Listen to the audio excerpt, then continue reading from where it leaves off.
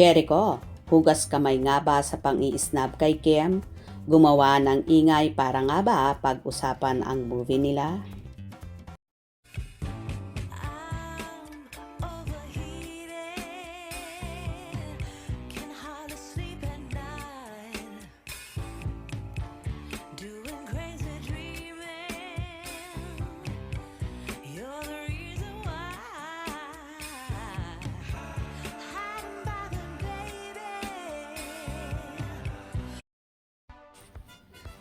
Nakakaloka at samot-saring mga balita ang kumakalat sa mundo ng social media.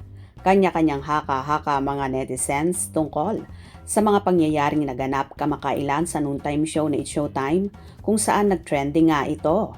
Nag-ugat ang lahat nang lumabas si Jericho Rosales sa stage ng nasabing programa at agad-agad niyakap ang kanyang katambal sa movie na dalawa na si Ann Curtis. Yumakap at nagbeso rin siya sa ibang mga host ng Showtime, maliban kay Kim Chiu, na sinasabi ng marami na inisnab at hindi kinis ang dalaga, na tanging siya lang daw sa mga host ang ginawa ng gano'n ni Echo. Kaya naman agad nag-alimpuyo sa galit ng Kim Pao supporters. Hindi matanggap ang nagganap. Bukod pa dito, tinanong ni Kim ang actor kung ano ang aasahan sa movie nila ni Ann. Sagot naman ni Echo na wala lang. Naayon pa nga, sa ilan ay tila binastos ng actor si Kimi kung kaya lalong nag-alsa balutan ang mga solid Kimi supporters. Agad namang nagpaliwanag si Echo ng makapanayam ni MJ Felipe at mahinga ng reaksyon sa naturang pangyayari. Ayon pa nga kay Echo, hindi daw niya alam kung bakit ganon ang mga lumalabas na balita. Wala daw siya talagang idea kung saan tinext pa raw niya si Kim Chiu at kinumusta ang dalaga. Naging tugon lang daw dito ng actress ay okay lang naman daw siya at humingi pa raw si Kim ng pasensya sa kanya kung hindi siya naging komportable sa mga naganap kung saan nga nagtrending ito at pinaboboykot ng ibang Kim Pao followers ang movie ng actor. Hirit pa nga ni Echo, nag-congrats pa nga raw sa kanya si Chinita Princess sa kanilang movie ni Ann Curtis. I don't really know what happened there. And then parang Because they're... the first one I greeted. I First know. she said hi to me. I don't know what happened. I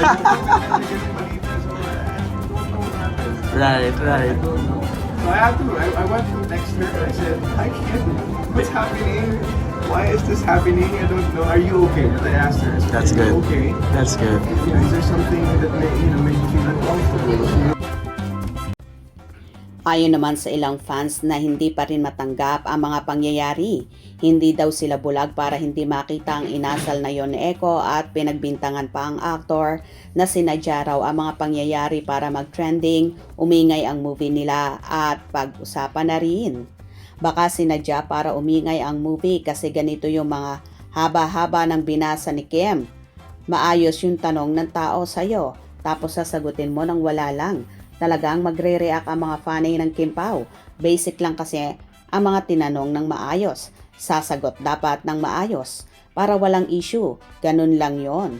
True, sumakay lang sa popularity ni Kim yan to promote the movie. What's his worry? Ann Curtis is in the movie. Si Ann lang ang panonoorin ng tao. Pasalamat ka si Kim yun. Masyado ka kasing presko. True, bastos pa. Yes, kapresko, nagpo-promote pa nga eh. Hug niya lahat ng girl but only Kim can feeling. Talaga yang si Echo. Kung si Vice yun, sinabihan mong ganyan, ako supalpal ka. So, why are you here? Ano palang gusto mo, hug siya tapos bash naman, di ba kaya nag-iisip? Ayos lang Echo, happy ka kasi sa love. Hindi kagaya nila na laging tago. Go to your dream.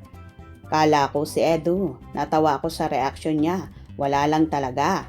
I am a Kimi fan pero siguro the intention ni Echo na ganun ang dating sa madlang people. Pero I think okay naman sila ni Kimi at sinabi niya na wala lang. Gusto niya magbiro at matawa ang tao.